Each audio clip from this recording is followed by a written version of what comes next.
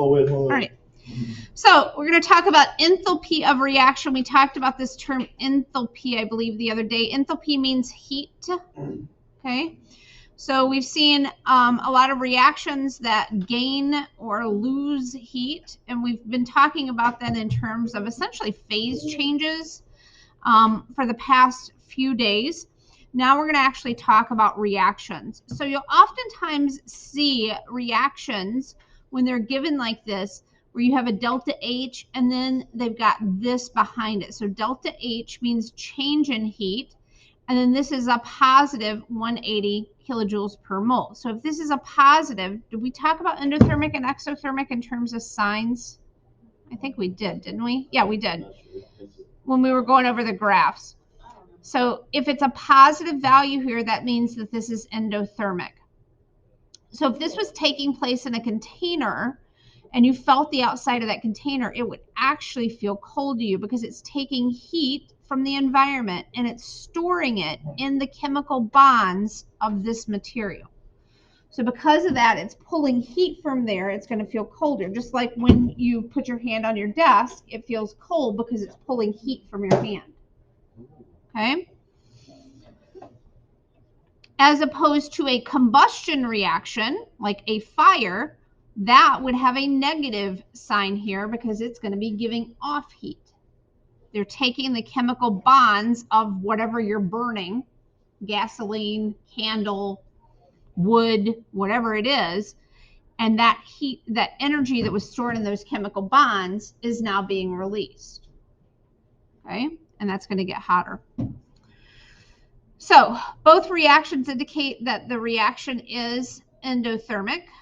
Okay, you can write it like this, or you can throw the heat in here and make it look like a reactant. Okay, in any way we go about it, 1 mole of each reactant forms 2 moles of the product, and we can use that as a conversion factor then. Our dear friend, dimensional analysis. So good. Yay, is coming back. Okay, so if we were looking at this, if we had 2.4 moles of N2 with excess oxygen, so that means that we've got more oxygen than we need. Cool. Okay, otherwise, if they gave us the 2 things, we might have to figure out which one's our limiting reactant. If they didn't say excess, we'd have to figure that out. And remember, we've done that this semester, so that's fair game on your exam next week. Are these questions long questions? Very much so. What are you saying? All right, so 2 moles of this, for every 1 mole we get this many kilojoules, so that's how you would do the math. If 25 kilojoules was absorbed in the reaction, how many moles of NO were provided? So here we would end up with 25. We have 180 for every 2 moles, because this is 2 moles here. We generate or need 180 kilojoules of energy. So that would tell us how many moles of energy were produced. All right, yes, moles in the holes. Know that it's 180? Is there like some conversion chart or something? No, they have to give it to you in the problem. So they gave it to you right here. Okay.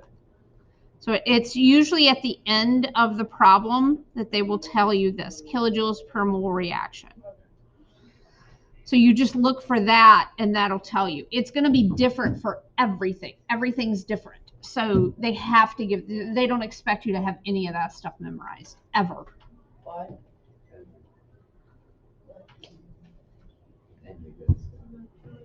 Like how much this would generate, how much heat this would generate. They would need to give you that. Or give you a way to calculate it, which we're going to look at tomorrow. Oh, yeah, enthalpy of reaction. Mm-hmm. We're going to take enthalpy of formations tomorrow and figure out what the enthalpy of reaction is. What are you doing? All right. If you were to react 7.5 moles of this with 9.34 moles of this, how much heat would be released? So first of all, this is where I was talking about. We've got to figure out which one of these is our limiting reactant. Okay, which one of these are we going to run out of first? Oh, yeah.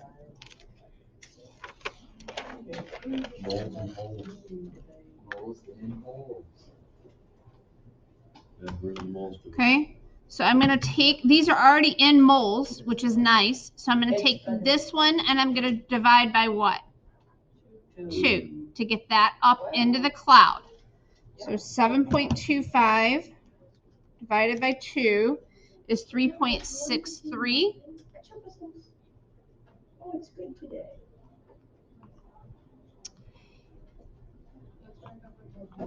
Why is that? There we go. I got it to go away now. And then I'm going to take this and I'm going to divide by,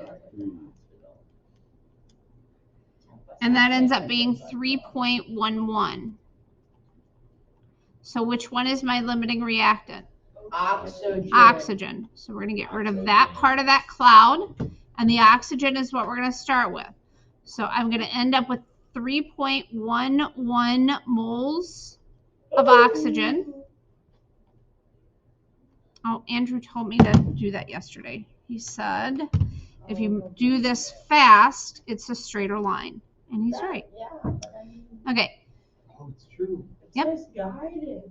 Now, I know that for every 3 moles of oxygen, There's that much. Yeah. I'm going to end up with this many moles, or this many kilojoules, right? That's true.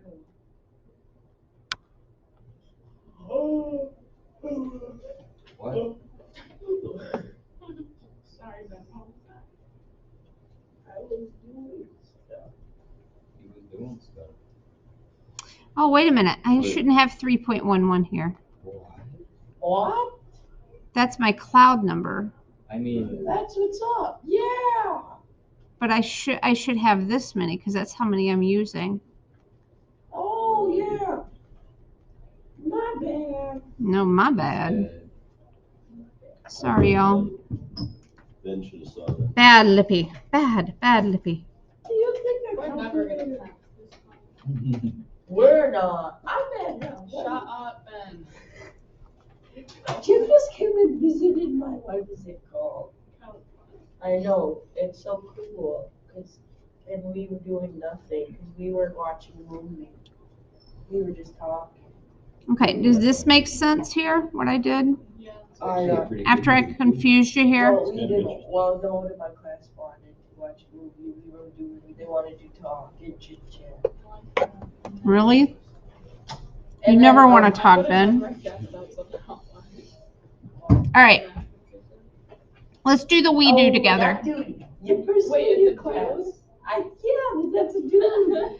All right, we're generating 92.1 kilojoules of energy, and they want to know how many moles. Oh, We have. I got this.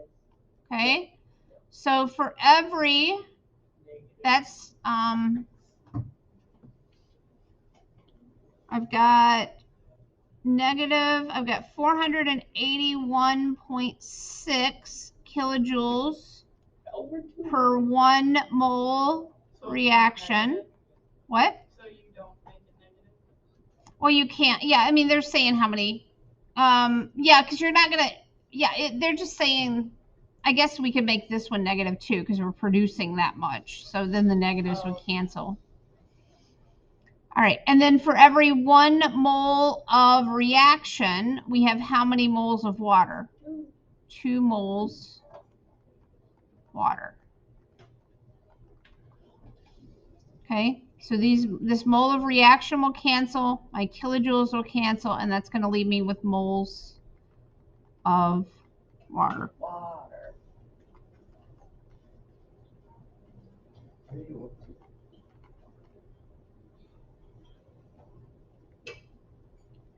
Yay or nay? Deep breath. I think you've got 7 then. Yeah. So I will put my answer key up for your perusal. You still have your lab if you didn't get that turned in.